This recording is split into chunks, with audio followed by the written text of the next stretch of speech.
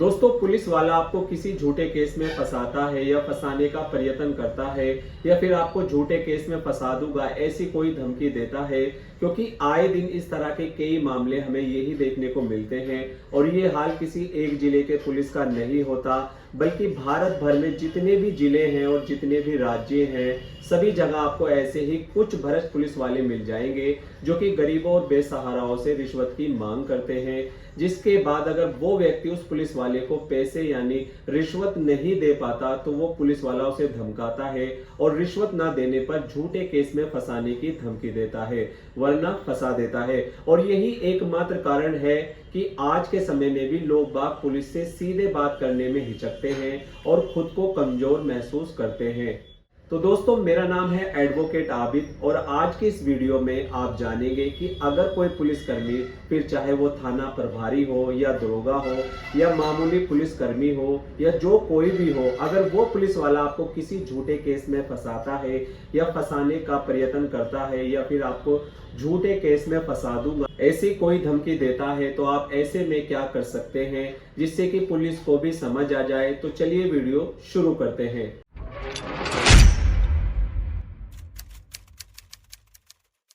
तो दोस्तों, अब सवाल ये आता है कि अगर कोई पुलिसकर्मी रिश्वत की मांग करता है या आपके ही किसी दुश्मन से मिली भगत करके झूठे केस में फंसाने का प्रयत्न करता है, तो क्या ऐसे में इसके लिए कानून में कोई नियम व प्रावधान है? अगर है तो हम कैसे अपना बचाव कर सकते हैं? और सबसे जरूरी बात कि अगर कोई पुलिसकर्मी इस तरीके से किसी को झूठे केस में फंसाने का प्रयत्न करता है तो उसके लिए कानून में सजा का क्या प्रावधान है? तो दोस्तों, सबसे पहली बात तो यह है कि अगर आपने कुछ गलत नहीं किया है तो ऐसे में आपको बिल्कुल भी डरने और घबराने की जरूरत नहीं है। अगर आपके साथ ऐसी स्थिति कभी भी बनती है तो यहाँ पर आप कानून का इस्तेमाल कीजिए, ना कि किसी और चीज का। कई लोग ऐसे भी होते हैं कि जब उन्हें पुलिस झूठे केस में फंसाने को बोलती है तो ऐसे में वे गुस्से में आकर किसी पुलिसकर्मी पर हाथ उठा देते हैं या कॉलर पकड़ लेते हैं या फिर मारपीट करने लगते हैं। अगर आप ऐसा किसी पुलिसकर्मी के साथ करेंगे जो कि आपको पहले से ही किसी आरोप में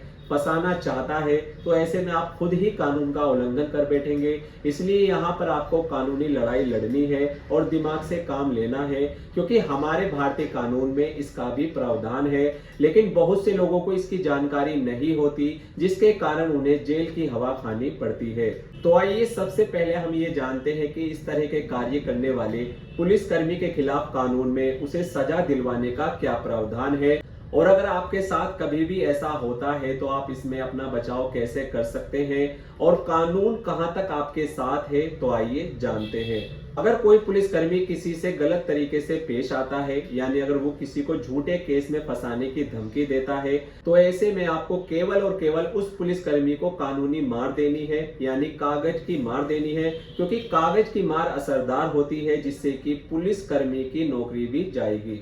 दोस्तों, जब कभी आपके साथ कोई पुलिसकर्मी, फिर चाहे वो दरोगा हो या थाने का मुंशी हो, अगर आपको वो झूठे केस में फंसाने की धमकी देता है तो आपको एक पत्र लिखकर उस पत्र को उस जिले के एसपी को देना है। अगर आप एक पत्र लिखते हैं जिसमें आप उस जिले के क्षेत्र के किसी फलाने पुलिस थाने के फलाने पुलिसकर्मी के नाम लिखते हैं और उसने जो आपको धमकी दी है या आपको झूठे केस में फंसा देने की धमकी दी है, तो ऐसे में आपको एक पत्र में पूरी बात लिखकर उस क्षेत्र के एसपी को देनी है। लेकिन दोस्तों, ये तरीका काफी लोगों को पता होता है, शायद आपको भी ये तरीका पहले से ही मालूम हो और आप भी कहें कि भला इसमें खास बात क्या है। लेकिन अब जो हम आपको बताने वाले हैं, अगर आप इस नियम व कानून को अपनाते हैं उस पुलिसकर्मी के खिलाफ जिसने आपको टॉर्चर किया, तो ऐसे में उसकी वर्दी भी उतर सकती है। दोस्तों, जब कभी कोई पुलिस किसी निर्दोष व्यक्ति को किसी ऐसे मामले में फंसा देती है जिसकी सजा उम्र कैद या 10 वर्ष से भी अधिक हो या 10 वर्ष ही हो, तो ऐसे में उस पुलिस वाले ने आईपीसी की धारा 388 का अपराध किया हुआ है। अब आपके मन में एक प्रश्न आ रहा होगा कि अगर उस पुलिस वाले ने आईपीसी की धारा 388 का इतना बड़ा अपराध किया है, तो भला कोई आम व्यक्ति उसके खिलाफ कैसे और कहां केस फाइल करेगा? अगर आपके मन में भी ऐसे ही पर्सन है और आपको ये नहीं पता कि मैं किस तरह से कोर्ट के अंदर ये साबित करूं कि उस पुलिस वाले ने मुझे फलाने किसी झूठे केस में फंसाया है या आईपीसी की धारा 388 का अपराध किया हुआ है, तो जब कभी किसी व्यक्ति को कोर्ट में ये साबित करना होता है कि उसके ऊपर जो भी आरोप लगे हैं वो सभी आरोप झूठे हैं, तो ऐसे में उस व्यक्ति को किसी वकील की सहायता लेनी होगी, क्योंकि एक वकील ही है जो आपको न्याय दिलाने में आपकी मदद कर सकता है। जब किसी व्यक्ति पर झूठे आरोप लगते हैं तो ऐसे में वो सारा मामला अपने वकील को बताता है, फिर वकील सारी बातों को समझ करके परख करके आपकी बेगुनाही को कोर्ट के समक्ष प्रस्तुत करेगा, वो भी सारे एविडेंस के साथ। अगर आप चाहे तो उस भ्रष्ट पुलिसकर्मी के खिलाफ एफआईआर भी दर्ज करवा सकते हैं। अगर आपको उस पुलिस वाले के खिलाफ एफआईआर दर्ज कराना है जिसने आपके दुश्मन की मदद से या आपके दुश्मन के कहने पर या किसी भी कारण से आपके ऊपर झूठे केस लगाए हैं, तो ऐसे में आपको फौरन उसी समय उस पुलिसकर्मी के खिलाफ एफआईआर दर्ज करवा देनी चाहिए। इस बीच अगर आपको जेल में बंद किया गया था तो आपको जेल से बाहर आते ही तुरंत एक वकील की सहायता से एफआईआर दर्ज करना है। अब सवाल ये भी आता है कि अगर हम एफआईआर पुलिस थाने में करने जाएं तो ये पूरी संभावना है कि उस पुलिस थाने में आपका एफआईआर नहीं लिया जाएगा, क्योंकि पुलिस भाई, लेकिन ऐसे में आपको घबराना नहीं है, क्योंकि जरूरी नहीं है कि एफआईआर पुलिस थाने में ही की जा सके। अगर पुलिस थाने में आपकी एफआईआर दर्ज नहीं होती तो ऐसे में आपके पास ये अधिकार है कि आप सीधे अपने जिले के कोर्ट में जाकर उस भ्रष्ट पुलिसकर्मी के खिलाफ एफआईआर दर्ज करवा सकते हैं।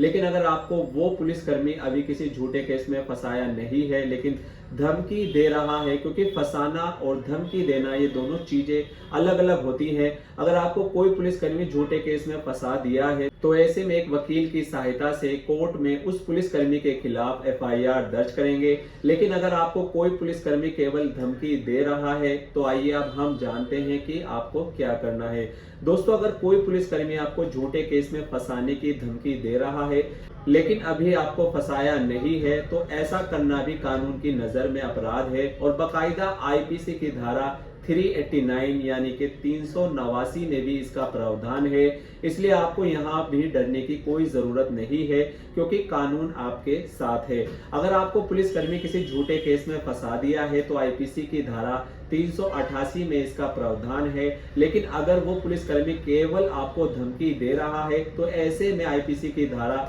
389 में इसका प्रावधान है। इसके अलावा अगर कोई पुलिसकर्मी किसी आम नागरिक को किसी झूठे केस में फंसाने का प्रयत्न कर रहा है तो इसका मतलब यह है कि वो अपनी ड्यूटी के विपरीत कार्य कर रहा है, यानी पुलिस वाले ने कानून व्यवस्था के नियमों को तोड़कर इसके विपरीत कार्य किया। तो ऐसे में आईपीसी की धारा 166 ये कहती है कि जो कोई पुलिसकर्मी अपनी ड्यूटी के विपरीत कार्य करता है तो ऐसे में उस पुलिसकर्मी को आईपीसी की धारा 166 के तहत दंड देने का प्रावधान है। अब दोस्तों जरा गौर कीजिए कि जो फंसाने की धारा है 388 और जो केवल फंसा देने की धमकी को लेकर धारा 389 है, तो इन दोनों धाराओं में 10 साल की सजा का प्रावधान है। और आईपीसी की धारा 166 और 166 ए जो कि पुलिस के विपरीत कार्य करने के संबंध में है, तो उसमें पुलिसकर्मी धारा 166 में 1 वर्ष की सजा और धारा 166 ए में 2 वर्ष की सजा होने का प्रावधान है। अब एक बात पर गौर कीजिए कि जो कोई भी पुलिसकर्मी होगा जो आपको फंसाया है या फंसाने की धमकी दे रहा है, तो आपको ऐसा लगता है कि ये मुझे आज नहीं तो कल किसी झूठे केस में फंसा देगा, तो ऐसे में जाहिर है कि वो पुलिस वाला आपको किसी झूठे केस में फंसाने के लिए फर्जी सबूतों को अर्थात फर्जी कागजात को तैयार करेगा ही करेगा। तो ऐसे में अब जो कोई भी पुलिसकर्मी किसी को झूठे केस में फंसाने के लिए फर्जी कागजात बनाएगा या इस्तेमाल करेगा, तो ऐसे में आईपीसी की धारा 167 ये कहती है कि ऐसे किसी पुलिसकर्मी को जो किसी व्यक्ति को किसी झूठे केस में फंसाने के आशय से झूठे दस्तावेज को रचता है तो उसे 3 साल तक की सजा हो सकती है। अब जब वो पुलिसकर्मी झूठे दस्तावेज रच रहा है ये जानते हुए कि जो वो सबूत इकट्ठा कर रहा है वो सबूत भी पूरा झूठा है, अब यहाँ पर कानून ये कहता है कि जो कोई पुलिसकर्मी किसी झूठी एविडेंस का इस्तेमाल करेगा, ये जानते हुए कि ये झूठे एविडेंस है, तो ऐसे में वो पुलिसकर्मी आईपीसी की धारा 196 के तहत आने वाले अपराधों को कर रहा है, जिसमें उस पुलिसकर्मी को 7 साल तक की सजा हो सकती है। इसके साथ ही उस पुलिसकर्मी को जुर्माने से भी दंडित किया जाएगा। तो अगर आपके साथ भी किसी पुलिस वाले ने आपके पड़ोसी या आपके दुश्मन के साथ मिलकर आपको किसी झूठे केस में फंसाने की साजिश रच रहा है, तो आप बिल्कुल भी डरे नहीं और पूरे साहस पूर्वक इस कानून के नियमों का पालन करें। साथियों, मैंने आपको इतना कुछ बताया और आपने भी इतना कुछ जाना और सीखा, लेकिन क्या आपने एक बात पर गौर किया कि पुलिस वाले के खिलाफ, यानी जो पुलिस वाला भ्रष्ट है, तो अगर उसके खिलाफ पहले से ही इतने बड़े कानून बनाए गए हैं, तो फिर अक्सर ऐसा देखने और सुनने को मिलता है कि किसी पुलिस वाले ने जबरन बिना किसी अपराध व आरोप के किसी निर्दोष व्यक्ति पर हाथ उठाया और फिर उसे पुलिस थाने ले जाकर 2 से 3 दिनों के लिए बंद रखा और फिर से टॉर्चर करके छोड़ दिया गया। दोस्तों, आपको क्या लगता है कि भ्रष्ट पुलिस वाले ऐसा काम किस व्यक्ति के साथ कर सकते हैं? दोस्तों, अगर कोई व्यक्ति जिसे कानून की थोड़ी ही सही जानकारी है, तो पुलिस वाला उसके साथ कुछ गलत करने से पहले हजारों बार सोचेगा, क्योंकि अगर कोई पुलिसकर्मी किसी पर झूठे आरोप लगाकर उस पर झूठी एफआईआर करके उसे जेल भेजना चाहता है और अगर ऐसे में वो पुलिसकर्मी कोर्ट में पकड़ा जाता है कि उसने झूठी केस फाइल करके किसी निर्दोष व्यक्ति को फंसाने का प्रयत्न किया या फंसा चुका है, तो ऐसे में उस पुलिस वाले की नौकरी तक जा सकती है और साथ ही उसे दशकों तक जेल की हवा खानी पड़े। लेकिन दोस्तों, ये सब तभी होगा जब हम जागरूक होंगे, क्योंकि कानून भी उसी की मदद करता है जिसे कानून की जागरूकता होती है। इसलिए किसी ने शायद ठीक ही कहा है कि कानून की जानकारी आपको पावरफुल बनाती है। तो दोस्तों, मैं उम्मीद करता हूं कि आपको ये जानकारी मिल गई होगी। अगर कोई पुलिसकर्मी किसी के साथ कुछ गलत करता है, तो उसे कानूनी रूप से कैसे सबक सिखाया जा सकता है। लेकिन दोस्तों, सभी पुलिस वाले ऐसे नहीं होते, क्योंकि अगर सभी पुलिस वाले ऐसे ही होते तो फिर आज हमें इतनी आजादी नहीं होती। अगर आपको ये वीडियो पसंद आया हो तो आप हमें अपनी प्रतिक्रिया नीचे कमेंट बॉक्स में जरूर दें।